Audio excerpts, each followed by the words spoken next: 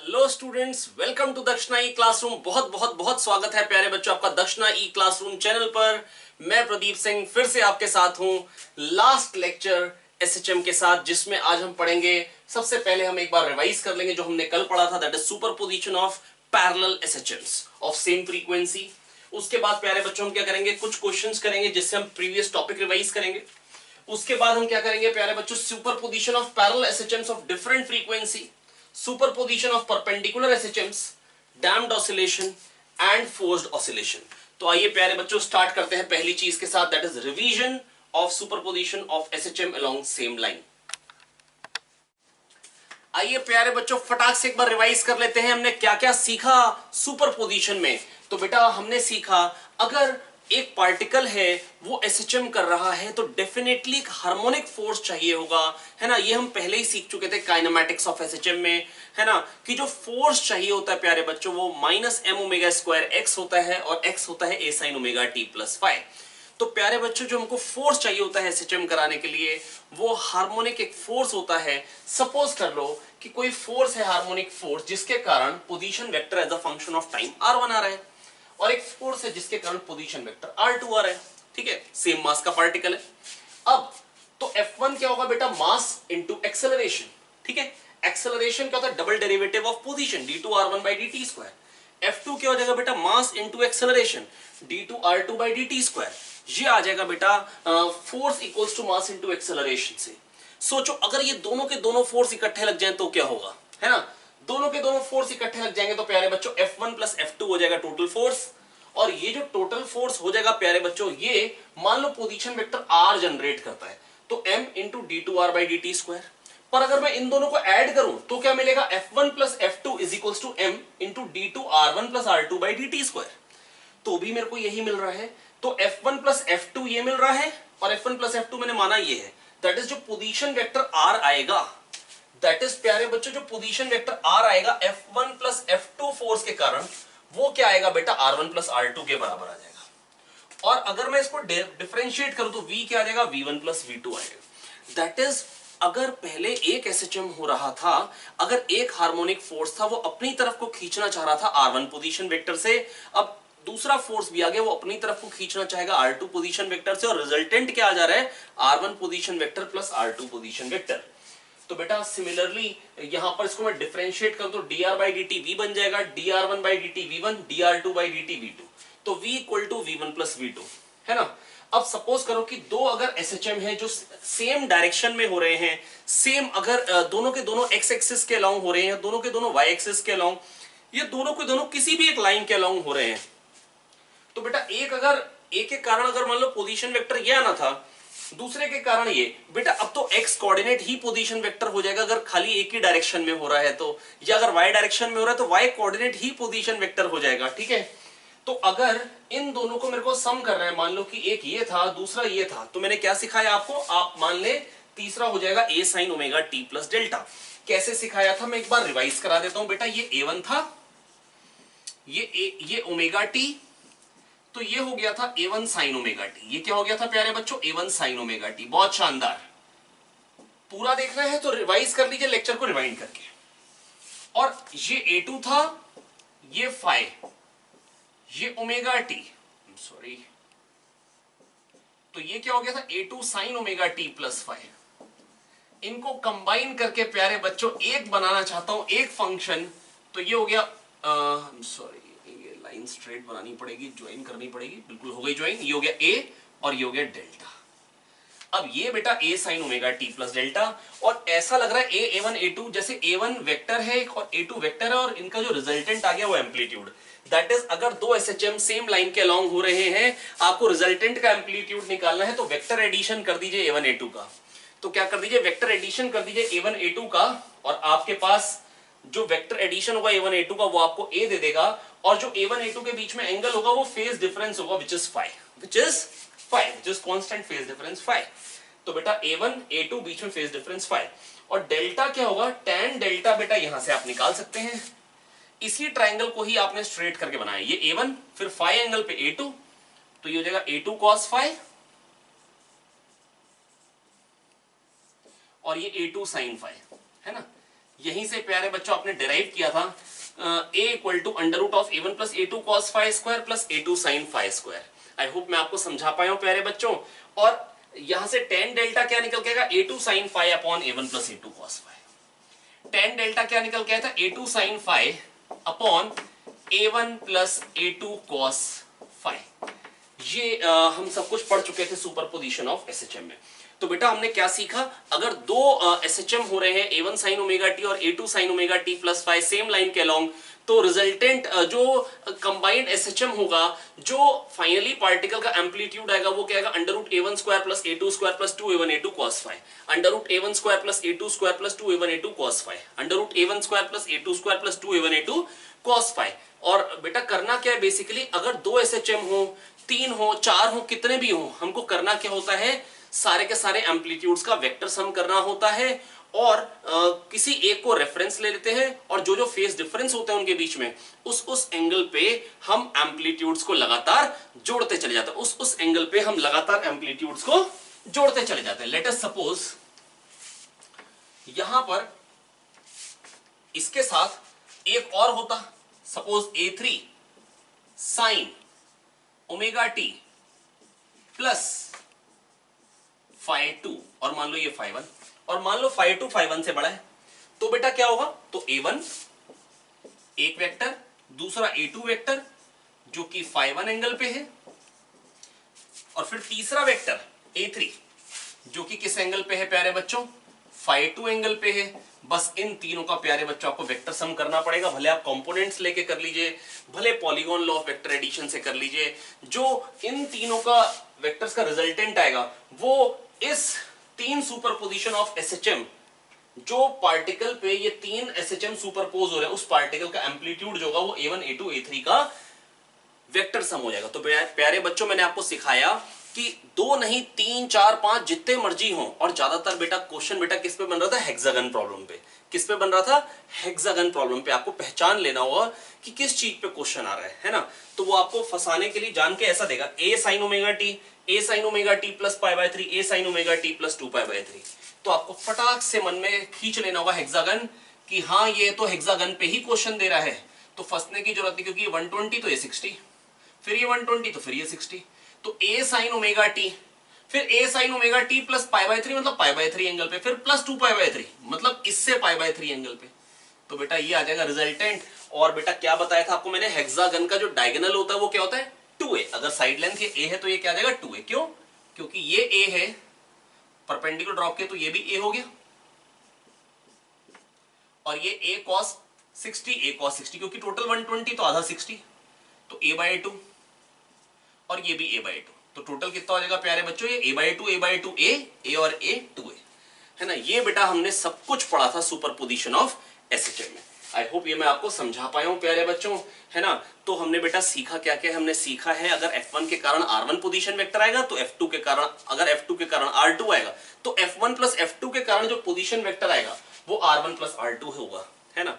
That is दो SHM अगर superpose करेंगे तो सिंपली आपको उनकी डिस्प्लेसमेंट वेक्टर या पोजीशन वेक्टर जोड़ देने है ना, और velocity vector v1 plus v2 वो भी जोड़ देने हैं, ठीक है। और आपको बस मैं अब आपको इतना कहना चाह रहा हूं कि अगर दो एसएचएम अगर ऐड हो रहे हैं, दो या दो से ज्यादा, तो उनके अगर आपको रिजल्टेंट का एम्पलीट्यूड निकालना है, पार्टिकल का एम्पलीट्यूड निकालना है दो एसएचएम सुपरपोज होने के बाद, तो कैसे निकाला जाएगा, उनका वेक्टर सम किया जाएगा और वेक्टर्स के बीच में एंगल क्या लेना होगा, जो उनमें फेज डिफरेंस है। जैसे यहां पर क्या है, ये इसमें phi 1 है, इसमें phi 2 है, तो पहला वाला वेक्टर, फिर दूसरा phi 1 एंगल पे, फिर तीसरा phi 2 एंगल पे। इन तीनों का जो रिजल्टेंट आएगा वो रिजल्टेंट का एम्पलीट्यूड है, वो रिजल्टेंट का एम्पलीट्यूड हो जाएगा। जो अभी तक मैंने पढ़ा है वो सारा का सारा मैंने आपको आई होप रिवाइज करा दिया है। कोई भी दिक्कत हो तो रिवाइंड करके वीडियो दोबारा से देख सकते हैं। तो आइए प्यारे बच्चों ऐसा करते हैं, दो क्वेश्चंस कर लेते हैं जिससे हम जो पिछला टॉपिक है उसको अच्छे से रिवाइज कर पाएंगे। तो देखिए प्यारे बच्चों, ये जो पहला क्वेश्चन है इसमें तीन एसएचएम्स का सुपरपोजिशन जो आएगा उसकी इक्वेशन बतानी है, और दूसरे वाले में चार एसएचएम्स के सुपरपोजिशन से जो इक्वेशन बनेगी वो इक्वेशन हमको बतानी है, ठीक है। तो पहला पार्ट, तो हमको क्या करना है, इसमें हमको ये तीन एसएचएम सुपरपोज हो रहे हैं तो रिजल्टेंट एसएचएम क्या आएगा। तो देखो पहला 3 sin ओमेगा टी, दूसरा 5 sin omega t plus 37 degree, है ना, और ये 4 cos ओमेगा टी, जिसको क्या लिख सकता हूं मैं 4 sin omega t plus pi by 2, sin 90 plus theta cos theta होता है। तो बेटा 3 SHM हो गए। और बेटा हमको कैसे करना होता है, हमको एम्पलीट्यूड ऑफ रिजल्टेंट निकालने के लिए हमको पहले एक रेफरेंस लेना होता है। जैसे यहां पर ओमेगा टी प्लस 0 है, तो ये हो गया 3, ठीक है। एम्पलीट्यूड रिजल्टेंट का निकालने के लिए बेटा क्या करना होता है, सुपरपोजिशन ऑफ एसएचएम का एम्पलीट्यूड निकालने के लिए क्या करना होता है बेटा, सारे एम्पलीट्यूड को वेक्टोरियली ऐड करना होता है और एंगल वेक्टर्स के बीच में वो लेना होता है जो फेज डिफरेंस होता है, ठीक है। 5 और ये 37 डिग्री एंगल पे है, ये 37 डिग्री एंगल पे है। और दूसरा है 4 जो कि पाई बाय 2 पे है, 4 sine omega t plus pi by 2। Phase difference sine और कॉस में पाई बाय 2 होता है, आपको डायरेक्टली याद भी रहना चाहिए। तो ये आ गया 4, ठीक है। अब इसके 5 के बेटा दो कंपोनेंट आ जाएंगे, 5 cos 37 और 5 sin 37, ठीक है। 5 cos 37 प्यारे बच्चों क्या बन जाएगा 4, क्यों, क्योंकि cos 37 होता है 4/5, 5 इंटू 4/5 4, और 5 sin 37 5 इंटू 3/5 क्या बन जाएगा 3। तो ऊपर को क्या हो गया बेटा 3 + 4 7, इधर भी 3 + 4 7, तो 7 7 का क्या आ जाएगा रिजल्टेंट, 7 इधर को बन गया और 7 इधर को बन गया। तो रिजल्टेंट क्या आ जाएगा इन दोनों का 7√2। और बेटा डायरेक्शन क्या आ रहा है बेटा, डायरेक्शन आ रहा है बेटा दोनों बराबर है तो बिल्कुल बीचों बीच से पास करेगा, दैट इज 45 डिग्री से। तो बेटा क्या बन जाएगी इक्वेशन रिजल्टेंट एसएचएम की, पहले वाले की रिजल्टेंट एसएचएम की जो इक्वेशन आएगी वो आएगी 7√2 sign omega t plus pi bye 4 या प्लस 45 डिग्री, जैसा भी आप लिखना चाहें। ये रही रिजल्टेंट एसएचएम की इक्वेशन पहले क्वेश्चन की। चलिए आइए चलते हैं दूसरे क्वेश्चन, इसको फटाक से मिटो लेते हैं। बेटा कैसे किया मैं आपको फिर बता रहा हूं बेटा, 3 5 और 4 ये चार एम्पलीट्यूड्स को हमको वेक्टोरियली ऐड करना था। 3 5 37 डिग्री पे, 4 वाला पाई बाय 2 पे, 5 cos 37 4, 5 sin 37 3, 3 4 7 3 4 7, 7√2 आया पाई बाय 4 पे, ठीक है। तो बेटा कैसे करेंगे 7√2 sign omega t plus pi bye 4। चलिए दूसरे क्वेश्चन के लिए भी मेरे को रिजल्टेंट एसएचएम की इक्वेशन बतानी है। अब इसमें क्या है बेटा, कॉस कॉस में दे रखे, सब कॉस में है, तो फिर मेरे को साइन में कन्वर्ट करने की रिक्वायरमेंट नहीं है, है ना। फेज डिफरेंस डायरेक्टली दिख रहा है। जब साइन और कॉस है तो फिर मेरे को कन्वर्ट करना पड़ता है ताकि मैं फेज डिफरेंस देख पाऊं, है ना। यहां तो सब कॉस में, तो रेफरेंस ये वाला हो गया ए, ठीक है। और दूसरा वाला कहां पे बेटा, a/2 पे है, π/2 एंगल पे, तो a/2। तीसरा वाला a/4 है और पाई एंगल पे, मतलब इधर को हो गया a/4। और चौथा वाला a/8 पे sine omega t plus sine omega t plus 3π/2, 3π/2 पे आएगा, बस आ गया। ये इसका भी आधा आएगा a/8। रिजल्टेंट क्या बन जाएगा, ये a/2 को कह सकता हूं 4a/8, ठीक है। 4a/8 माइनस a/8 3/8, और ये a minus a/4 3a/4, 3a/4, और ऊपर क्या हो जाएगा 3a/8, दैट इज इसका हाफ, ठीक है। अब ये बेटा ये रिजल्टेंट एम्पलीट्यूड जो आएगा वो क्या आएगा, under root of this square plus this square. तो amplitude of resultant SHM will be under root of 3a/4 square plus 3a/8 square. 3a/4 square common आ जाएगा बाहर, 3a/4, और ये 1 + 1/2 स्क्वायर, 1 + 1/4, अंडर रूट 5/4, अंडर रूट 5/2, ठीक है। तो ये क्या बन जाएगा 3a/8 √5, 3a/8 √5, है ना। और एंगल क्या बन जाएगा बेटा, अब ये अगर निकालेंगे angle tan phi, tan phi क्या आ जाएगा, tan phi आ जाएगा half, 3a/8 upon 3a/4, tan phi आ जाएगा हाफ, ठीक है। तो इक्वेशन ऑफ रिजल्टेंट एसएचएम क्या हो जाएगी, 3a/8 √2 cos, अब cos में था ना सारा का सारा, इसको रेफरेंस लिया था, cos ओमेगा टी, और किस इससे कितने एंगल पे आ रहा है रिजल्टेंट 5 पे, और 5 के tan inverse half plus tan inverse बस बेटा ये आंसर हो गया, बिल्कुल सिंपल है बेटा। पहला वाला ए पे था, दूसरा वाला a/2 और π/2 एंगल पे, फिर a/4 और पाई एंगल पे, फिर a/8 और 3π/2 एंगल पे, है ना। इन चारों को बेटा ये 4a/8 माइनस a/8 3a/8 हो गया ऊपर, a माइनस a/4 3a/4 हो गया, है ना। बहुत आराम से under root of this square plus this square से आपने एम्पलीट्यूड ऑफ रिजल्टेंट एसएचएम निकाला। tan फाई आ जाएगा हाफ, है ना, फाई हो गया tan inverse half, 3a/8√2 cos omega t plus tan inverse half. I hope मैं आपको समझा पाया, आप नोट कर सकते हैं। आइए बच्चों स्टार्ट करते हैं next topic, superposition of perpendicular SHM. कब तक बेटा सेम लाइन के अलोंग एसएचएम का सुपरपोजिशन कराते रहेंगे। चलिए जिंदगी में आगे बढ़ते हैं, परपेंडिकुलर एसएचएम का सुपरपोजिशन कराते हैं। अब यहां पर प्यारे बच्चों क्या है, एक कॉन्सेप्ट वही लगेगा, दो एसएचएम्स का सुपरपोजिशन कब कैसे होगा बेटा। अगर ए के कारण पोजीशन वेक्टर r1 आ रहा था, दूसरे के कारण r2, अब क्या आएगा, रिजल्टेंट का क्या आएगा, r1 vector plus r2 vector. I hope ये मैं आपको समझा पाया हूं बड़े अच्छे से, है ना। तो पहले एसएचएम की मान लो इक्वेशन है x equal to a1 sine omega t, जो x एक्सिस के अलोंग हो रहा है, और दूसरे वाले की जो इक्वेशन है, जो दूसरे वाले की इक्वेशन है वो क्या है बेटा, y equal to a2 sine omega t, suppose कर लो ये। अब बेटा रिजल्टेंट एसएचएम क्या है, ये मतलब दोनों सेम फेज में, फेज डिफरेंस बिल्कुल नहीं है, फेज डिफरेंस बिल्कुल नहीं है, बस मैं कंडीशन यही चेंज करता जाऊंगा, फेज डिफरेंस आता जाएगा और आपको इक्वेशन अलग अलग मिलती चली जाएगी। तो फेज डिफरेंस 0 है तो बेटा क्या मिल जाएगी equation, I am sorry y लिखना चाहिए। तो प्यारे बच्चों यहां पर से y/x क्या निकल के आ जाएगा, y/x आ जाएगा a2/a1, है ना। इसका मतलब स्ट्रेट लाइन, इसका मतलब जो सुपरपोजिशन आएगा वो पार्टिकल किस पे चल रहा होगा, एक स्ट्रेट लाइन पे, और a2/a1 एम्पलीट्यूड पॉजिटिव होते हैं हमेशा, तो बेटा ये क्या आ रही है, स्लोप पॉजिटिव आ रही है, y इक्वल टू mx, इस तरीके का आएगा। और मैक्सिमम अब जो एम्पलीट्यूड हो जाएगा वो क्या हो जाएगा, जब ये a1 पे ले जाना चाह रहा है, ये a2 पे, x वाला a1 पे ले जाना चाह रहा है और y वाला a2 पे, तो रिजल्टेंट एसएचएम का एम्पलीट्यूड क्या हो जाएगा, यहां से लेके यहां तक मैक्सिमम दूरी कितनी जाएगी, under root of a1 square plus a2 square, ये आ जाएगा बेटा रिजल्टेंट एसएचएम का एम्पलीट्यूड। दोनों सेम फेज में होंगे तो बेटा क्या होगा बेटा, फाइनली जो एसएचएम निकल के आएगा वो किस पे आएगा बेटा, स्ट्रेट लाइन पे। फाइनली जो पार्टिकल होगा वो एसएचएम करेगा और किस पे करेगा, एक स्ट्रेट लाइन पे, which is y equal to a2/a1x, which is y equal to a2/a1x। I hope प्यारे बच्चों मैं आपको ये समझा पाया हूं, है ना। तो बेटा ये आ गई तब इक्वेशन जब दो पार्टिकल्स, जब दो एसएचएम सुपरपोज हो रहे हैं, एक x वाला और एक y वाला।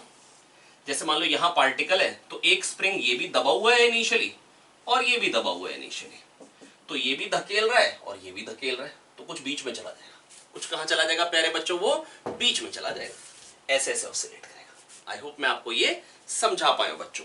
हालांकि ये सही बेटा मैं आपको बस ये कहना चाह रहा हूं कि पूरे तरीके से मैं आपको जो आपके कोर्स में लिमिटेड रह के बता रहा हूं, जो मैं आपको भी इलस्ट्रेशन दे रहा हूं, एग्जांपल दे रहा हूं, वो आपको समझने के लिए सबसे बेस्ट एग्जांपल हो सकता है, इससे ऊपर मैं बढ़ नहीं पाऊंगा, ठीक है। आइए देखिए, इसके बाद मान लो फेज डिफरेंस होता पाई, है ना। अब क्या बनता बेटा, अब रिजल्टेंट एसएचएम कैसा मिलेगा, आइए देखते हैं। अब ये हो जाएगा a2 sine minus a2 sine omega t, है ना। y वाला तो ये बन जाएगा, क्यों, sine pi plus theta minus sine theta. अब क्या रिजल्टेंट मोशन आ जाएगा, y/x is equals to minus of a2/a1।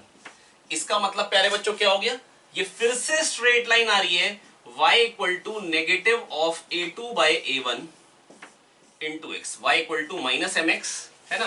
अब स्ट्रेट लाइन कौन सी आएगी, ये वाली, है ना। और एम्पलीट्यूड क्या आएगा बेटा रिजल्टेंट का, जब ये a1 ले जाना चाह रहा है तो ये a2 ले जाना चाह रहा है पर नीचे, ये a1 ये a2। तो बेटा जो रिजल्टेंट एसएचएम आएगा वो किस किस क्वाड्रेंट में रहेगा बेटा, सेकंड और फोर्थ क्वाड्रेंट में, है ना। जब x पॉजिटिव होगा तो y नेगेटिव होगा, और ये जो रिजल्टेंट एसएचएम का एम्पलीट्यूड आएगा वो क्या आएगा, under root of a1 square plus a2 square, ऐसे से नाचेगा, ठीक है भैया, ये भी समझ में आ गया। अब इसके बाद अगर मान लो मैं आगे बढ़ता हूं, काफी इजी है तो मैं आगे बढ़ सकता हूं, आई होप कोई बहुत मुश्किल बात नहीं। y/x यहां पे भी कांस्टेंट मिल जा रहे हैं, अब सपोज करो कि अगर ये फेज डिफरेंस π/2 होता तो क्या होगा, खुद से सोचिए। ये तो बेटा वो चीज है जो मैं आपको वन डायमेंशन में सबसे पहले जो फील कराने के लिए चीज बताई थी, जो मेरे पहले लेक्चर में थी। तो क्या बन जाएगा बेटा, इक्वेशन क्या बन जाएगी, साइन π/2 प्लस थीटा क्या होता है, cos theta, A2 cos omega T, जिसको मैंने आपको बहुत कायदे से फील कराया था। अगर नहीं याद है तो बेटा एक बार फटाक से बेटा रिवाइज कर लेंगे, नहीं तो मैं आपको थोड़ी देर में रिवाइज कराता हूं, पहले इसको कंप्लीट कर लेता हूं। अब sign square omega t plus cos square omega T use करिए, 1 होता है। Sine square theta plus cos square theta क्या होता है प्यारे बच्चों, 1 ही होता है ना, इसमें तो कोई कंफ्यूजन है नहीं। Sine square omega t x by a1 square plus y by a2 square, x square by a1 square plus y square by a2 square is equal to क्या आ जाएगा, 1। Sine square plus cos square को 1 किया, ये आ गया elliptical motion. ये क्या ऐसा मोशन आ गया, इलिप्टिकल मोशन। तो अब कैसा बन जाएगा, ये a1 है और ये a2 है। मैंने मान लिया a1 a2 से बड़ा, अगर a2 बड़ा होता तो इसको बड़ा बना देते हैं, कोई खास बड़ी बात नहीं। तो ये बन गया कब, जब बेटा फेज डिफरेंस क्या है, π/2 है ना। चलिए आइए प्यारे बच्चों, इसको एक बार क्या करते हैं, फील कर लेते हैं फटाक से, है ना।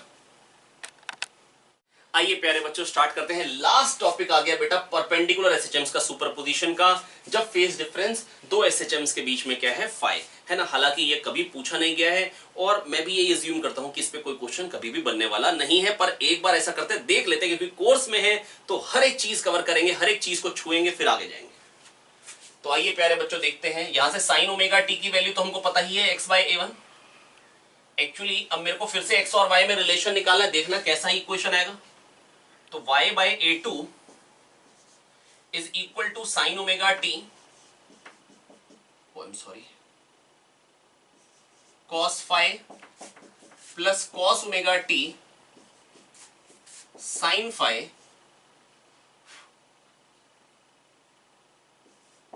अब sin ओमेगा t तो बेटा क्या होगा, x by a1 है ना, और cos ओमेगा t भी यहीं से निकाल सकते हैं। cos ओमेगा t क्या होता है, plus minus under root 1 minus sine square omega t, और साइन स्क्वायर ओमेगा टी क्या हो जाएगा, x square by a1 square.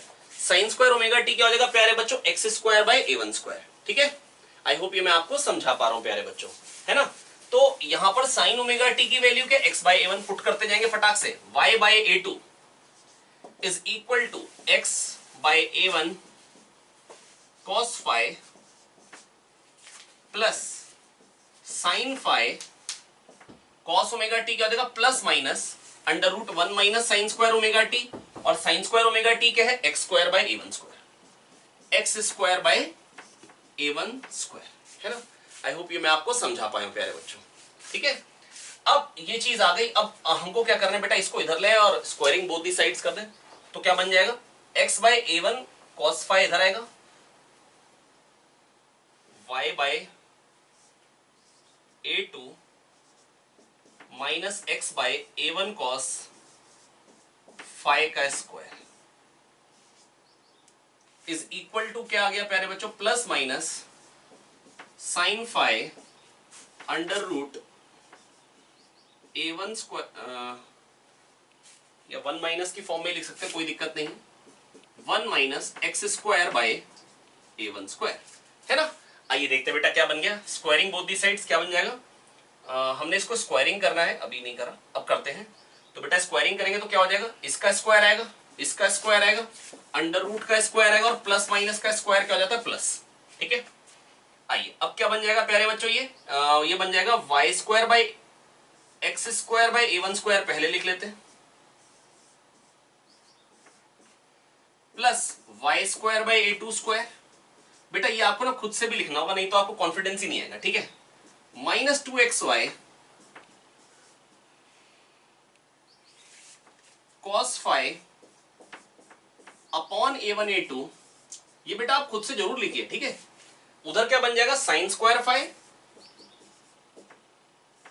1 minus x square by a square. अब आप ध्यान से देखिए कि अगर मैं x square by a1 square इधर ले आऊं तो x square by a1 square cos square phi, x square by a1 square sine square phi, sine square phi cos square phi 1 हो जाएगा, तो बचेगा क्या, x square by a1 square.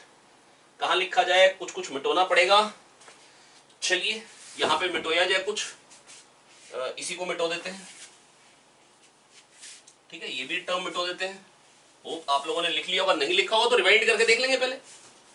तो ये क्या बन गया प्यारे बच्चों, x square by a1 square plus y square by a2 square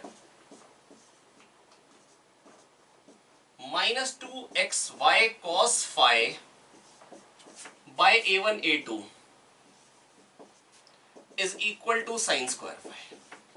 अब देखिए प्यारे बच्चों, ये आपके सामने पूरी मतलब जो फाइनल इक्वेशन आ गई ये आ गई है ना। और बस मैं आपको इतना कह सकता हूं, थोड़ा सा आप अपने मैथ्स टीचर से पूछेंगे, ये जो इक्वेशन है ये एक एलिप्स की इक्वेशन होती है। ये किस चीज की इक्वेशन होती है, एलिप्स की इक्वेशन होती है। ये जस्ट आपको मेरे को बिलीव करना होगा कि ये एलिप्स की इक्वेशन होती है। x की मैक्सिमम वैल्यू a1 हो सकती है, y की मैक्सिमम वैल्यू a2। और ये जो एलिप्स होता है ना प्यारे बच्चों, y की मैक्सिमम वैल्यू a2 तक जाएगा और x की मैक्सिमम वैल्यू a1 तक जाएगा, और ये थोड़ा सा टेढ़ा एलिप्स निकल के आएगा, अलग अलग फाई की वैल्यू के लिए अलग अलग शेप ले लेगा, है ना। जो मेजर एक्सिस है वो अलग अलग एंगल पे इंक्लाइंड हो जाएगी अलग अलग फाई की वैल्यूज के लिए, जो कि कोई बहुत बड़ी इंपॉर्टेंट बात नहीं है। बस ये समझ लीजिए ये बनता किसके बीच में, y equal two plus a2 और y equal to minus a2 के बीच में, x equal two plus a1 और x equal to minus a1 के बीच में। ठीक है, अब मैं बस आपको ये कहना चाह रहा हूं, लेकिन ये जो पर्टिकुलर केस है जिसपे कोई क्वेश्चन नहीं बनता है, ये सारे के सारे केसेस आपको दिखा देगा। पहला केस लिया था जब फाई 0 था, जब निकल के आया था y by x equal to a2 by a1, है ना। फाई को 0 रखिए, फाई को 0 रखिए तो ये 0 हो जाएगा, और ये चीज क्या, फाई को 0 रखेंगे तो 1 हो जाएगा, तो बन क्या जाएगा x by a1 minus y by a2 का होल स्क्वायर। आप ध्यान से देखिए, मेरी बात समझने की कोशिश करिए। क्यों, क्योंकि फाई को जब 0 रखूंगा तो याला पार्ट 0 हो जाएगा और याला पार्ट 1 हो जाएगा। तो आप ध्यान से देखिए, x बाय a1 का square minus y by a2 का स्क्वायर ही तो बन जा रहा है, और ये क्या निकल के आ जाएगा, अब किसी का स्क्वायर कब 0 होगा, जब ये 0 होगा। तो यहां से क्या आ जाएगा, y by a2 is equal to x by a1। अरे वाह, y by x equal to a2 by a1, वही चीज आ गई, है ना। और सोचो, अगर मैं फाई को पाई ले लूं तो साइन पाई भी 0 होता है, तो साइन पाई भी क्या होता है, 0 होता है। अब क्या होगा, तब भी ये 0 बनेगा, लेकिन ये -1, तो यहां पे प्लस आ जाएगा, तो x by a1 plus y by a2 का होल स्क्वायर आएगा। तो x by a1 plus y by a2 का होल स्क्वायर आ जाएगा, सॉरी, इक्वल टू 0। तो यहां से आ जाएगा y by x is equal to negative of a2 by a1, that is दूसरा केस आ गया। और तीसरा केस क्या था, जब 5 पाई बाय 2 लिया था, है ना।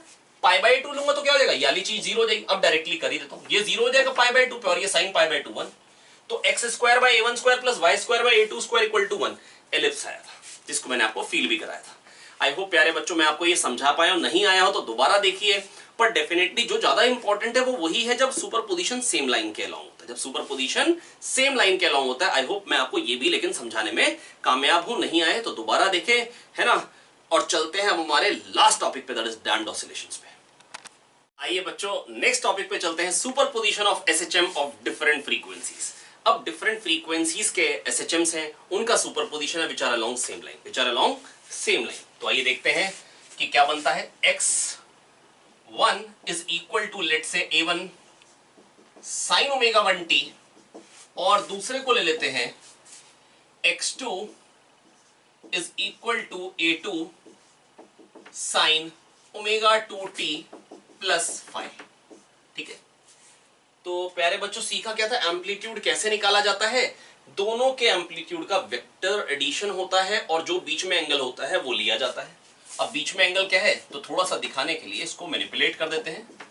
मान लेते हैं ओमेगा 2 ओमेगा 1 से बड़ा है, तो ये बन जाएगा omega 1 t plus omega 2 minus omega 1 t plus 5। I hope मैं आपको समझा पाया हूं, है ना। अब कुछ लोग कभी कभी लेकिन कह देते हैं कि फेजर्स यहां पे यूज नहीं कर सकते, ये बिल्कुल गलत चीज है। ऐसा बिल्कुल नहीं है प्यारे बच्चों, फेजर्स आप कहीं पर भी यूज कर सकते हैं। मैंने इसीलिए आपको दिखाया था कि फेजर्स कुछ नहीं है, ट्रिग्नोमेट्री है छोटी सी, पिछली वीडियो, है ना। नहीं देखा तो आप प्लीज देख लेंगे, ठीक है। तो अब देखिए प्यारे बच्चों, ये a1 साइन ओमेगा 1t है और ये a2 sine omega 1t plus something है, दैट इज ये एंगल है बीच में। तो एक a1 है ना, a1 मान लेते हैं बड़ा है a2 से, मान ले रहा हूं जस्ट। और a2 कितने एंगल पे है प्यारे बच्चों, a2 का जो एंगल है वो है omega 2 minus omega 1t plus 5, that is t equal to 0 पे 5 होगा। और टाइम के साथ साथ ये एंगल जो है बढ़ेगा, टाइम के साथ साथ ये एंगल जो है वो बढ़ जाएगा और बढ़ जाएगा और बढ़ जाएगा। That is amplitude. कभी ये आएगा, कभी ये आएगा, कभी ये आएगा, कभी a1 माइनस a2 बन जाएगा और फिर घूम घूम के जाके इसके साथ ही हो जाएगा, a1 प्लस a2 भी बन जाएगा। दैट इज इस केस में कभी एम्पलीट्यूड a1 प्लस a2 भी आएगा और कभी a1 माइनस a2 भी आएगा।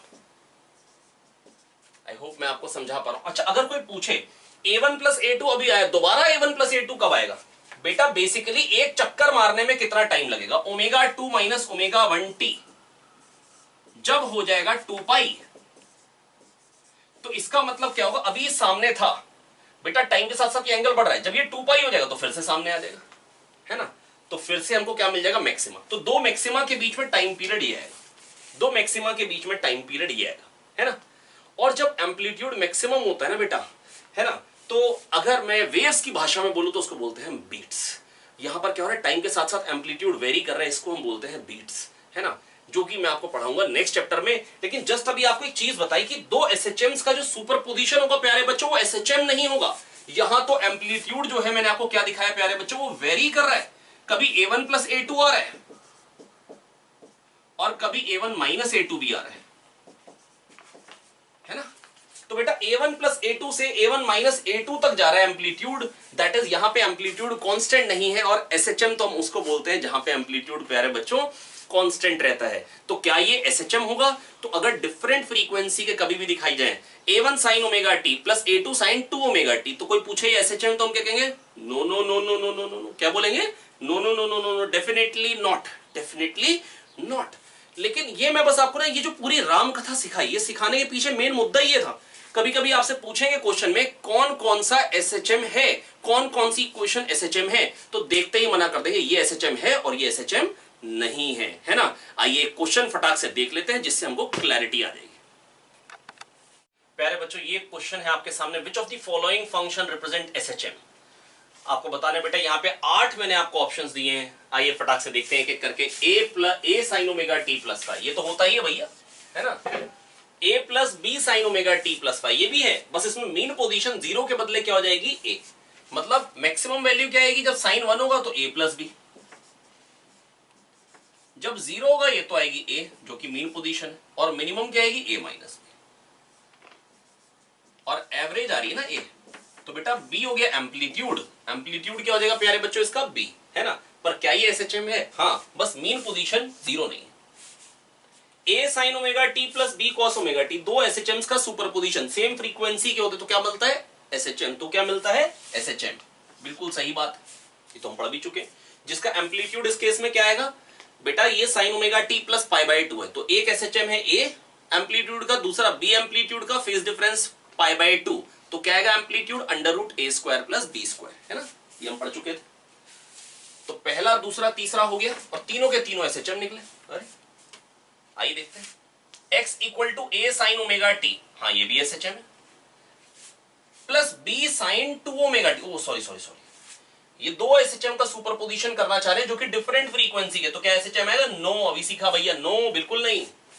x equal to a sine square omega t, तो इसको क्या लिख सकते हैं? फिफ्थ वाले को देखते हैं, ये क्या बन जाएगा? x equal to a 1 minus cos 2 theta by 2, तो क्या बन जाएगा? a by 2 minus a by 2 cos 2 omega t, है ना?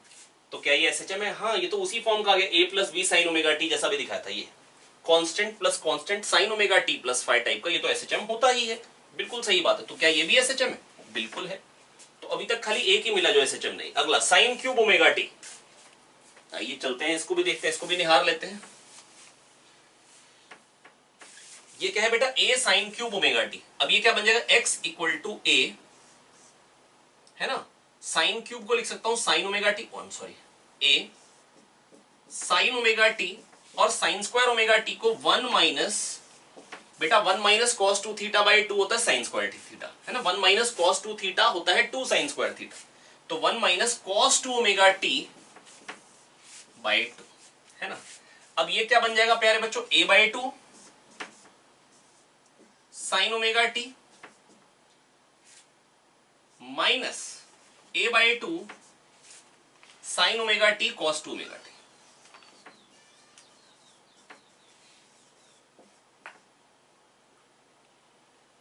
Cos two omega t.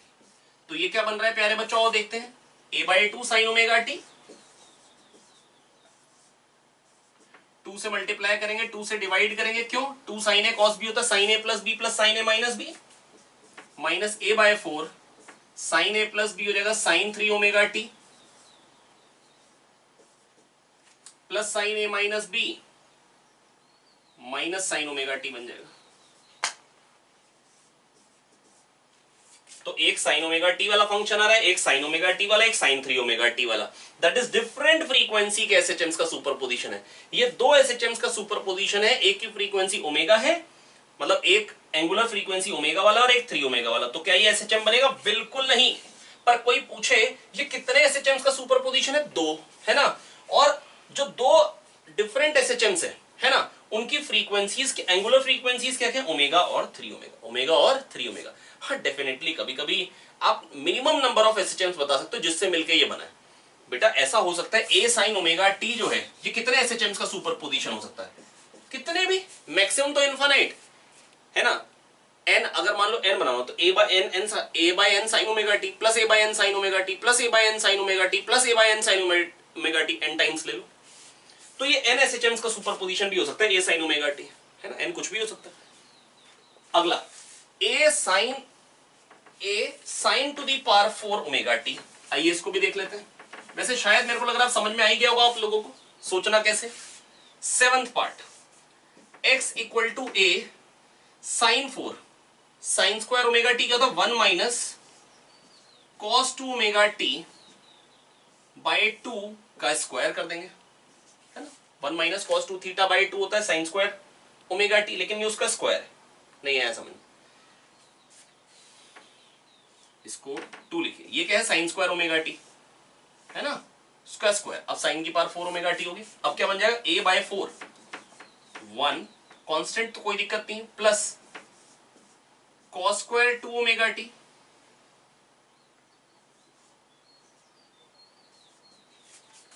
Minus 2 cos 2 omega T. अब बेटा क्या ये एसएचएम बचेगा? बिल्कुल नहीं, क्योंकि कॉस स्क्वायर को क्या लिखना पड़ेगा? 1 प्लस कॉस 2 थीटा बाई 2, है ना। जब इसको 1 प्लस कॉस 2 थीटा बाई 2 लिखेंगे तो कॉस 4 ओमेगा टी बन जाएगा। तो एक कॉस 4 ओमेगा टी, एक कॉस 2 ओमेगा टी। तो क्या ये एसएचएम रहेगा? बिल्कुल भी नहीं। मैं ये कहना चाह रहा हूं प्यारे बच्चों, ये a बाय 4 ये 1 कॉस स्क्वायर 2 ओमेगा टी को क्या लिख सकते हैं? 1 plus cos 4 omega t by 2 minus 2 cos 2 omega T. तो क्या एसएचएम है? एक cos 4 ओमेगा टी, एक cos 2 ओमेगा टी। दो एसएचएम का सुपरपोजिशन डिफरेंट फ्रीक्वेंसी के, कतई एसएचएम नहीं होगा। आखिरी 8th, x कोऑर्डिनेट कह रहे हैं r वेक्टर इज दिस, तो कह रहे हैं क्या ये एसएचएम होगा? x कोऑर्डिनेट हो गया a1 sin ओमेगा टी और y कोऑर्डिनेट क्या आ रहा है प्यारे बच्चों? a2 sin omega T. तो क्या बेटा अभी बताया था ये एसएचएम बनेगा? बिल्कुल बताया था, थ्योरी में अभी बताया था बेटा। y बाय x क्या आ जाता है? a2 बाय a1, है ना। बस इस लाइन पे एसएचएम होता है जिसका एम्पलीट्यूड क्या हो जाता है? a1 ये इधर ले जाना चाह रहे हैं, a2 ये इधर, under root a2 square plus a1 square. ये भी प्यारे बच्चों मैं आपको भी बता चुका हूं। पर सोचो यहां cos ओमेगा टी होता फिर क्या होता? फिर एसएचएम नहीं होता, फिर तो इलिप्टिकल हो जाता है। फिर क्या हो जाता है? फिर कैसा हो जाता है motion? Elliptical.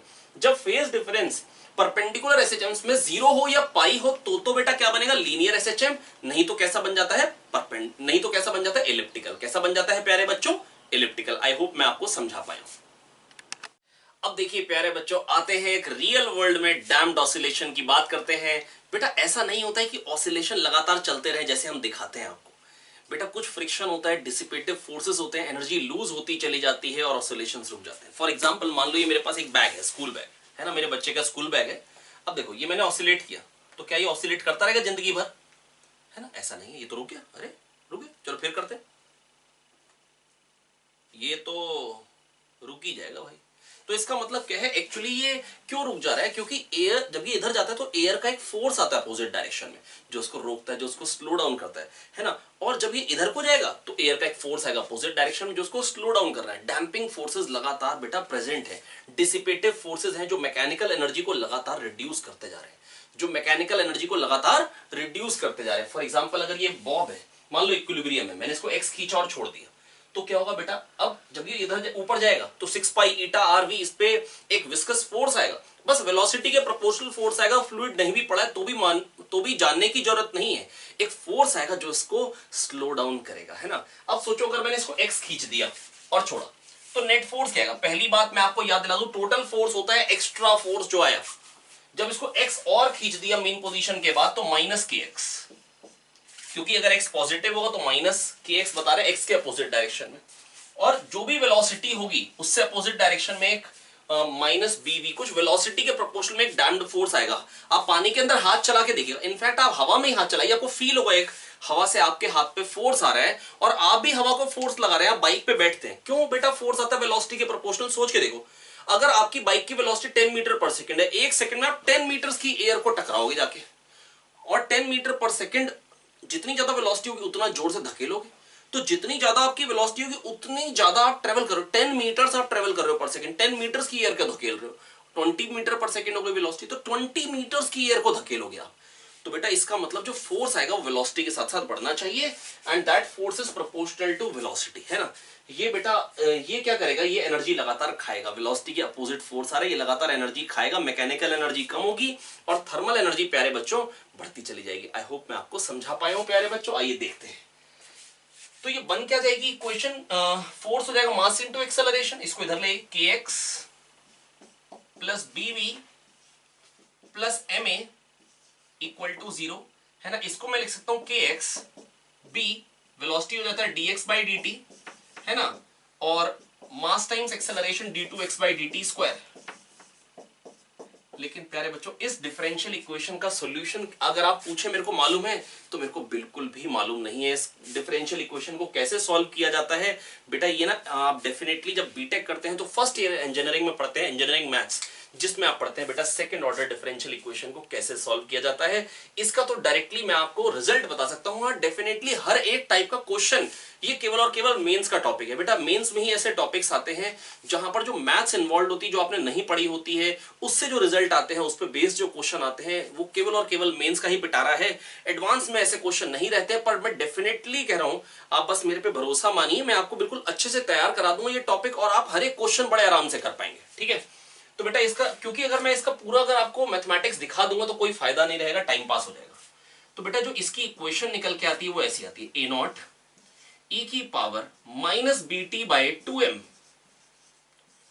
Cos omega dash t plus 5, cos omega dash t plus 5।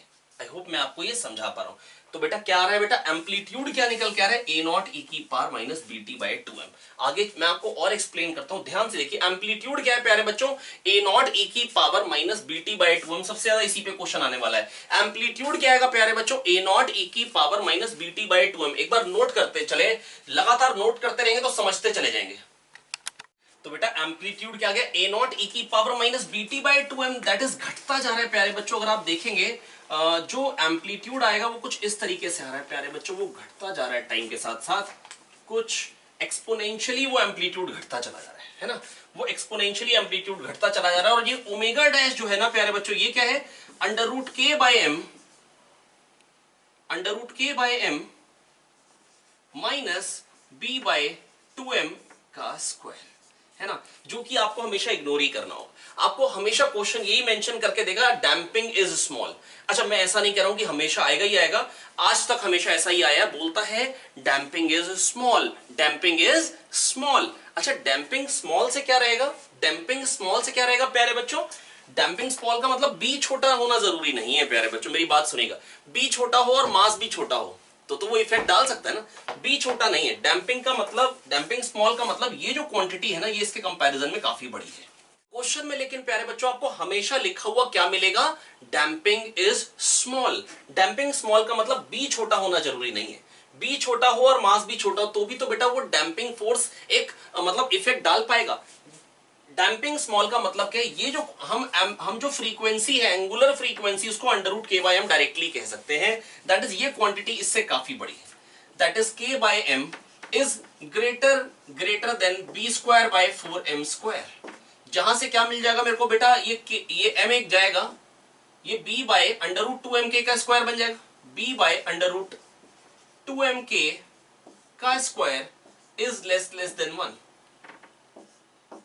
और ये क्या निकल के आ जाएगा, ध्यान से देखिएगा, यहां से मैं बोल सकता हूं यही क्वांटिटी बहुत छोटी है, b by under root m k अगर बहुत छोटा है तो बेटा damping is small. Damping is small का मतलब वो b by under root m k is very small, b by under root m k is very small, जो कि आपको क्वेश्चन में गिवन आएगा। तो बेटा मैंने सीखा क्या, जब kx plus b v plus m a type का होगा तो एम्पलीट्यूड क्या आएगा, एम्पलीट्यूड आएगा a equal to a naught e की power minus b t by 2m, where b is the damping coefficient, है ना। और यहां पर बेटा ये क्या बन जाएगा, a equal to a naught e की power minus b t by 2m। Amplitude जो है एक्सपोनेंशियली घट रहा है और जो टी का कोफिशिएंट है वो क्या है, माइनस बी बाई 2m। याद रखना पड़ेगा, याद करिए मेरे साथ साथ, है ना। मेंस के लिए बेटा आपको ये पर्टिकुलर फॉर्मूला बेटा जो है वो याद होना चाहिए, रटा होना चाहिए। तो एम्पलीट्यूड क्या निकल के आएगा, a equal to a naught e की power minus b t by 2m, a equal to a naught e की power minus b t by 2m, a equal to a naught e की power minus b t by 2m। साथ साथ बोलेंगे, a equal to a naught e की power minus b t by 2m। If damping is small, इसका मतलब क्या, b by under root m k is less than 1। If damping is small, इसका मतलब है b by under root m k is less than 1। साथ साथ बोले मेरे साथ, खाली बैठेंगे नहीं, लेटेंगे नहीं, आपसे ही बात कर रहा हूं। b by under root m k is less than 1। If damping is small it means b by under root m k is less than 1, ठीक है। और जो एंगुलर फ्रीक्वेंसी होगी डैम्पिंग स्मॉल में वो under root k by m. अब सवाल कैसे बनते हैं, क्वेश्चंस किस तरीके के बनते हैं वो फटाक से हम लोग देख लेते हैं। लेकिन जो फॉर्मूले पड़े वो क्या, a equal to a naught e की power minus b t by 2m, amplitude इस तरीके से वेरी करेगा। और दूसरी बात, एक और आखिरी बात बताना चाह रहा हूं, जो एनर्जी होती है प्यारे बच्चों वो क्या होती है, half m a square omega square या half k a square. Maximum potential energy या maximum kinetic energy is the total mechanical energy. तो बेटा यहां पर टोटल मैकेनिकल एनर्जी क्या निकल के आ जाएगी, हाफ के ए स्क्वायर हो जाएगा ए नॉट स्क्वायर ई की power minus b t by m. हाँ बेटा, a equal to a naught e की power minus b t by 2m याद कर लीजिए, हाफ के ए स्क्वायर में पुट करके एनर्जी निकाल लेंगे। इस पे भी क्वेश्चन इन जनरल आपको नहीं मिलेंगे, इस पे भी क्वेश्चन इन जनरल आपको नहीं मिलेंगे, बन सकते हैं। अब क्वेश्चन किस किस वैरायटी के हो सकते हैं, आइए उसको देख लेते हैं फटाक से। अब बेटा देखो क्वेश्चन किस तरीके का आएगा, आपको कह देंगे डैम्पिंग कोफिशिएंट दे देंगे आपको, है ना। आपको कह देंगे damping force is proportional to speed and the constant proportionality constant b equal to 40, जिस जो भी मतलब यूनिट्स के साथ आपको प्रॉपर्ली दे देंगे, है ना। के बी और एम की वैल्यू दे देंगे और कह देंगे बताइए कि कितनी देर में एम्पलीट्यूड हाफ हो जाएगा। तो बेटा आपको कैसे करना होगा, a equal to a naught e की power minus b t by 2m। हालांकि प्यारे बच्चों जब आप 12th में आएंगे तो केमिकल काइनेटिक्स चैप्टर पढ़ेंगे जिसमें बिल्कुल सेम ऐसी ही इक्वेशन आएगी, n equal to n naught e की power minus lambda t. Radioactivity पढ़ेंगे, है ना, फिजिक्स में भी आएगी, केमिस्ट्री में भी आएगी, है ना। तो वहां पे भी ऐसा ही फंक्शन आएगा जो आप बहुत इजीली सॉल्व कर पाया करेंगे। तो एम्पलीट्यूड हाफ कितनी देर में हो जाएगा, तो बेटा एम्पलीट्यूड को हाफ करना है तो ए नॉट बाई 2 कर दीजिए। यहां से क्या देगा, ई की power b t by 2m is equal to 2, बस लॉग ले लीजिए दोनों तरफ, ln2 बन जाएगा। और ln2 की वैल्यू 0.693 होती जो कि आपको याद रहनी चाहिए। और इधर क्या आ जाएगा, bt बाई 2m। तो यहां से बेटा आपके पास टाइम कितना आ गया, 2m ln2 बाई b। बहुत इजीली आप कर पाए। आपसे कह देंगे बताइए एनर्जी हाफ कितनी देर में हो जाएगी, तो बेटा ये वाली क्वांटिटी हाफ करनी है। एनर्जी होती है हाफ के ए स्क्वायर, तो e की power minus b t by m. तो अगर कोई पूछे एनर्जी कितनी देर में हाफ हो जाएगी, ये टाइम पूछ ले आपसे, तो बेटा अब कैसे करेंगे, e की power minus b t by m. Basically यही क्वांटिटी तो आप चाहते हैं हाफ हो जाए, बाकी तो सब कांस्टेंट है ना। तो क्या करना पड़ेगा, फिर से बेटा e की power b t by m is equal to 2, log ले लीजिए, या तो आप समझिए e की पावर ln2 2 होता है तो ये ln2 है, तो t क्या आ जाएगा, ln2 into m by b, है ना। और बताऊं बेटा कैसे क्वेश्चन आएंगे, मतलब इस पे ही क्वेश्चन कैसे बनेंगे। बेटा देखो अगर कोई मेरे से कहे t टाइम बाद एम्पलीट्यूड क्या हो जाएगा, a equal to a naught e की power minus b t by 2m, mostly question इसी पे ही आना है। और किसी चीज पे आने ही नहीं। मतलब आप ये समझिए 90% क्वेश्चन इसी चीज पे होंगे।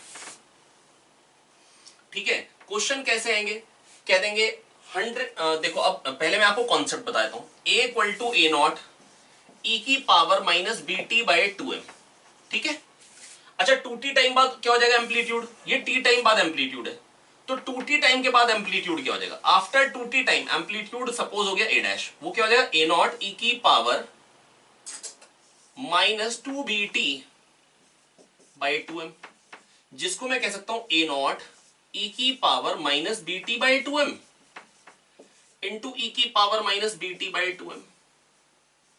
तो बेटा अगर t टाइम बाद a नॉट इंटू मान लो कुछ n हो गया था, तो अब बेटा 2t टाइम बाद क्या हो जाएगा, बस वही चीज दो बार आ जाएगी, है ना, n square, a not n square हो जाएगा। इस पे क्वेश्चन को, अच्छा 3t टाइम बाद e की पावर माइनस 3bt आता, जिसको लिखता e की power minus bt by 2m, e की power minus bt by 2m, e की power minus bt by 2m, तो बेटा क्या जाता a नॉट n क्यूब। तो बेटा अगर t टाइम बाद amplitude a not into n हो गया, कोई भी नंबर, तो बेटा nt टाइम बाद क्या हो जाएगा, a नॉट m कहता हूं, mt टाइम बाद क्या हो जाएगा, मतलब ऐसे m बार ले लूंगा तो क्या हो जाएगा a नॉट n की पावर m। बेटा ये कई बार आपको आने वाला है, जैसे कह देंगे 100 ऑसिलेशंस के बाद एम्पलीट्यूड हाफ हो गया, तो 200 ऑसिलेशन के बाद 1/4 हो जाएगा, 200 ऑसिलेशन के बाद 1/4 हो जाएगा, हाफ का भी हाफ हो जाएगा। अगर 100 ऑसिलेशन में हाफ हुआ तो अगले 100 ऑसिलेशन में हाफ का भी हाफ, दैट इज 1/4 हो जाएगा, दैट इज 1/4 हो जाएगा। 300 ऑसिलेशन के बाद अगले फिर 100 ऑसिलेशन में उसका भी हाफ, दैट इज हाफ के हाफ का हाफ, क्या हो जाएगा 1/8, क्या हो जाएगा प्यारे बच्चों 1/8। आई होप प्यारे बच्चों मैं आपको समझा पा रहा हूं, मैं फिर से बता देता हूं आपको,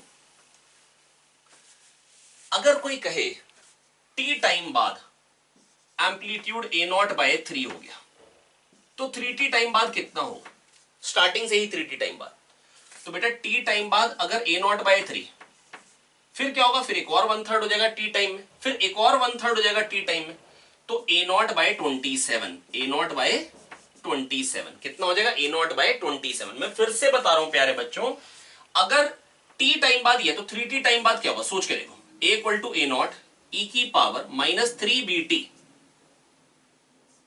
बाई 2m, यहां पर 3 आना था, मैं ये 3 क्यूब कर देता हूं, यहां पे क्यूब ले लेता हूं, तो बेटा वही तो हो गया। अगर पहले t टाइम बाद अगर हुआ था 1/3, तो ये वैल्यू थी 1/3, तो 1/3 का क्यूब दैट इज 1/27। मैं बस प्यारे बच्चों आपको ये कहना चाह रहा हूं, क्वेश्चन ऐसे ही आएंगे, कह देंगे 10 सेकंड में एम्पलीट्यूड हाफ हो गया, तो 20 सेकंड बाद क्या होगा 1/4, 10 सेकंड में हाफ, अगले 10 सेकंड में उसका भी हाफ, क्या हो जाएगा 1/4, क्या हो जाएगा प्यारे बच्चों, क्योंकि इनिशियल एम्पलीट्यूड पे डिपेंड ही नहीं कर रही है कहानी, इस पे डिपेंड कर रही है, इस नंबर पे, है ना। तो अगर ये 10 सेकंड बाद हाफ हुआ, तो 20 सेकंड बाद क्या हो जाएगा, हाफ का भी हाफ, हाफ का भी हाफ, है ना। आप समझ सकते हैं, e की पावर माइनस बीटी है ना, डबल करूंगा तो बेटा नीचे जाके उसका स्क्वायर हो जाएगा, है ना। आप मेरी बात समझ सकते हैं शायद, है ना। तो अगर कोई कह देगा 5 सेकंड में 1/3 हो गया, तो 10 सेकंड बाद क्या होगा 1/9 टाइम्स, 1/9 टाइम्स। ऐसे ही क्वेश्चन आएंगे, क्वेश्चन आ जाएंगे, बताइए टाइम पीरियड क्या है, assuming damping to be small, है ना। ये क्वेश्चन में लिखा हुआ मिलेगा, और नहीं भी मिले तो बेटा आपको करना क्या है, डैम्पिंग स्मॉल कब है, जब b by under root m k less than 1 है, b by under root m k जब लेस देन 1 है, it means damping is small. और फिर टाइम पीरियड क्या हो जाएगा 2 pi under root m by k, simple वही चीज। नहीं तो बेटा क्या हो जाएगा, फिर तो नहीं तो ओमेगा डैश, अगर ऐसा ना हो तो ओमेगा डैश क्या आता है, under root k by m minus b square by 4m square, है ना। और इसको करना पड़ेगा 2 पाई बाय टी के बराबर। आज तक तो ऐसा क्वेश्चन आया नहीं है बच्चों, हर बार यही आता है, मतलब b by under root m k छोटा ही होता है, b by under root m k छोटा ही होता है, बड़े आराम से कर पाते हैं, ओमेगा निकालते हैं और 2 पाई बाय टी के बराबर कर डालते हैं। आई होप बेटा मैं आपको डैम्प्ड ऑसिलेशन सिखा पाया हूं, है ना। तो चलिए बढ़ते हैं आगे। आइए प्यारे बच्चों, लास्ट टॉपिक फोर्स्ड ऑसिलेशंस। हालांकि इस पे कभी कोई सवाल आया नहीं है मेंस में, है ना, ये मेंस का ही टॉपिक है, तो एक बार देख लेते हैं बेटा। फोर्स्ड ऑसिलेशन, जैसे मैंने आपको एग्जांपल दिया था स्टार्टिंग में ही, मिलेनियम ब्रिज जो वुबली मोशन कर रहा था, क्योंकि वहां पर फोर्स्ड ऑसिलेशन था, लोग धक्का दे रहे थे, है ना। और हमको जो फोर्स लेना है वो साइनोसॉइडल फोर्स होगा। और बेटा मैं आपको एक बात बताऊं, अगर कभी हम फोर्स लगाते हैं किसी ऑब्जेक्ट पे, जैसे फिर से मैं स्कूल बैग ले रहा हूं अपने बच्चे का, है ना, ये क्या हो रहा है बेटा, ये ऑब्जेक्ट रुक जा रहा है, डैम्प्ड ऑसिलेशन है ना इसमें। अब अगर सपोज करो मैं फोर्स लगा दूं, अब जो भी मेरे फोर्सिंग फ्रीक्वेंसी हो, आप देखिए बैग बिल्कुल उसी फ्रीक्वेंसी से ही झूल रहा है, जो मेरे हाथ की फ्रीक्वेंसी, जो फोर्सिंग फ्रीक्वेंसी है, बैग उसी फ्रीक्वेंसी से ही नाच रहा है, अलग फ्रीक्वेंसी नहीं है, सेम फ्रीक्वेंसी रहेगी। तो बेटा जो ड्राइविंग फ्रीक्वेंसी होती है, जो मेरे हाथ की फ्रीक्वेंसी, बैग की फ्रीक्वेंसी भी क्या हो गई, वही सेम हो गई। एक्चुअली फ्रीक्वेंसी वही थी नहीं, ये तो हल्के हल्के कर रहा है, पर हाथ के साथ साथ तो इसको तेज तेज चलना पड़ रहा है। क्यों? क्योंकि जो हाथ की फ्रीक्वेंसी है उसी से ही ये वाइब्रेट करेगा। तो बेटा क्या सीखा, फोर्स्ड ऑसिलेशन बेटा जब होता है तो भले नेचुरल फ्रीक्वेंसी जो भी हो, वो वाइब्रेट किससे करता है, फोर्सिंग फ्रीक्वेंसी से। जो ड्राइविंग फ्रीक्वेंसी होगी उससे ही वाइब्रेट करना पड़ता है, उससे ही वाइब्रेट करना पड़ता है ना। अब सपोज करिए वही एग्जांपल ले लो तो जो अभी लिया था, है ना। अब बेटा इस केस में क्या होगा, वही पानी में है ये, ठीक है। अब क्या किया हमने, इसको हम इस पे फोर्स भी लगाए जा रहे हैं, साथ साथ में हम क्या कर रहे हैं, फोर्स लगाए जा रहे हैं। मान लो f naught sine omega t, ठीक है, ये फोर्सिंग फ्रीक्वेंसी है ना। अब माइनस के एक्स माइनस बी वी, है ना, क्योंकि एक्स के अपोजिट डायरेक्शन में आएगा, है ना, is equal to m a, is equal to m a. बेटा ये स्प्रिंग के कारण आया फोर्स, ये किसके कारण आया, अभी पहले क्या था बेटा, ये इक्विलिब्रियम में था, जो एक्स्ट्रा फोर्स आएगा वो माइनस के एक्स, एम जी का कोई रोल ही नहीं, क्योंकि के एक्स नॉट एम जी कटे हुए है ना। अब बेटा क्या बन जाएगा, f naught sine omega t is equal to k x. कुछ लोग सोच रहे होंगे बता क्यों रहा हूं बेटा, क्योंकि कोर्स में केवल और केवल यही लॉजिक है और बहुत सिंपल है, आप समझ जाएंगे, है ना, प्लस एम ए। ठीक है प्यारे बच्चों, अब ये क्या बन जाएगा, ध्यान से देखते हैं, इसको रब कर देते हैं यहां पे ताकि जगह बन जाए हमको लिखने के लिए, है ना। तो f naught sine omega t is equal to, बेटा देखो ध्यान से देखो, एक्स किस टाइप का आएगा, जो डिस्प्लेसमेंट होगी किस टाइप की होगी, ध्यान से देखिए, बैग उसी फ्रीक्वेंसी से चल रहा है, पर जब फोर्स मैक्सिमम है ना, तो बैग मैक्सिमम पे नहीं है। जब फोर्स नेगेटिव में जा रहा तब भी बैग पॉजिटिव में ही जा रहा है, आप देखिए ध्यान से, है ना, हाथ के पीछे पीछे चल रहा है, फोर्स के पीछे पीछे चल रहा है, फ्रीक्वेंसी सेम होगी पर कुछ पीछे चलेगा, तो एक्स बेटा पता है किस टाइप का आएगा, एक्स आएगा कुछ a sine omega t minus five type का निकल के आएगा। एक्स किस टाइप का आएगा, a sine omega t minus five. तो लिख दीजिए के a sine omega t minus five, और वेलोसिटी क्या हो जाएगी, a omega cos omega t minus five, है ना। dx बाई dt से वेलोसिटी वो तो आप निकाल ही लेंगे, है ना। तो ये क्या बन जाएगा, b a omega cos omega t minus five, और एक्सेलरेशन क्या आएगा बेटा, माइनस ओमेगा स्क्वायर, चलिए यहीं लिख देता हूं, acceleration equals to minus omega square a sine omega t minus five, minus ये ना plus m a minus m omega square a sine omega t minus five. ठीक है, तो बेटा क्या बन गई equation, f naught sine omega t is equal to k minus m omega square a sine omega t minus five plus b a omega cos omega t minus five. अब बेटा इतना तो हमको मालूम है, a sine theta plus b cos theta की maximum value क्या होती है, under root a square plus b square. A sine theta plus b cos theta की मैक्सिमम वैल्यू क्या होती है, under root a square plus b square, है ना। ये तो अपने को मालूम है, बहुत अच्छे से मालूम है कि जो ए साइन थीटा बेटा हमने पढ़ा भी था, a sine omega t plus b cos omega t होगा, तो एम्पलीट्यूड क्या आता है, under root a square plus b square. आप मान सकते हैं फेज डिफरेंस पाई बाई 2 है। पर प्यारे बच्चों मैथ्स में भी हम लोग ये चीज पढ़ते हैं, जो मैक्सिमम वैल्यू होती है ना a sine theta plus b cos theta की, वो प्यारे बच्चों होती है under root a square plus b square, है ना। जो मैक्सिमम वैल्यू होती है इस फंक्शन की, that is under root a square plus b square. आप सोच सकते हैं, अगर आप जो फेजर्स मैंने पढ़ाए हैं उससे सोचें, बेटा ये ए साइन थीटा है ना, और ये बी साइन थीटा प्लस 90, तो मैक्सिमम वैल्यू क्या आती है बेटा, वेक्टोरियली ऐड करते हैं ए और बी को, है ना, और बीच में फेज डिफरेंस क्या है बेटा, π/2, तो मैक्सिमम वैल्यू क्या आएगी, √a² + b²। तो बेटा बस मैंने आपको ये समझाया, जो फोर्सिंग फ्रीक्वेंसी है, डिस्प्लेसमेंट तो उसी फोर्सिंग फ्रीक्वेंसी की ही होगी, पर कुछ पीछे रहेगा, कुछ लैग करेगा, उसको फॉलो करेगा, उसको फॉलो करेगा, है ना। मैंने अपनी फेज वाली वीडियो दिखाई थी, उसमें समझाया था कि फेज में लैग करने का मतलब क्या है, फ्रीक्वेंसी वही है, बस उसको फॉलो करे, ये पहले मैक्सिमम होगा, वो बाद में, इसका π/2 पहले आएगा, उसका बाद में, है ना। तो बेटा अगर कोई पूछे इधर साइड, राइट हैंड साइड में जो मैक्सिमम वैल्यू आएगी, क्या लेफ्ट हैंड साइड में वही आएगी, अलग आएगी, बिल्कुल वही आएगी। इधर f0 है और उधर क्या आएगी, √ साइन का कोफिशिएंट का स्क्वायर प्लस कॉस के कोफिशिएंट का स्क्वायर का √ k - m⍵² का whole square a² + b² a² ω²। यहां से एम्पलीट्यूड निकल के आता हुआ आपके सामने बहुत शानदार, f0 अपॉन √ k - m⍵²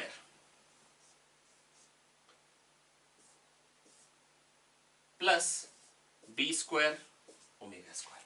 अब सोच के देखिए प्यारे बच्चों, अगर मैं ओमेगा को √ k/m कर दूं, जो कि नेचुरल फ्रीक्वेंसी होती है, जो कि क्या होती है, नेचुरल फ्रीक्वेंसी। तो प्यारे बच्चों देखिए ध्यान से, अगर मैं ओमेगा को अगर नेचुरल फ्रीक्वेंसी के बराबर कर दूं, √ k/m ले लूं बेटा, जो कि नेचुरल फ्रीक्वेंसी होती है, तो ω² k/m जब यहां पे आएगा तो m कट जाएगा, k - k 0। आपने डिनोमिनेटर को मिनिमम कर दिया, आपने डिनोमिनेटर को मिनिमम कर दिया, तो एम्पलीट्यूड मैक्सिमम आ जाएगा। ये मैंने आपको बेटा समझाया था अपनी पहली इंट्रोडक्टरी वीडियो में, कि अगर जो जैसे मान लो कोई झूला झूल रहा है, आप उसी फ्रीक्वेंसी पे धक्का दो, 1 सेकंड में अगर झूल रहा है, तो क्या होगा, एम्पलीट्यूड क्या होगा बेटा, बढ़ जाएगा, इसी को बोलते हैं रेजोनेंस।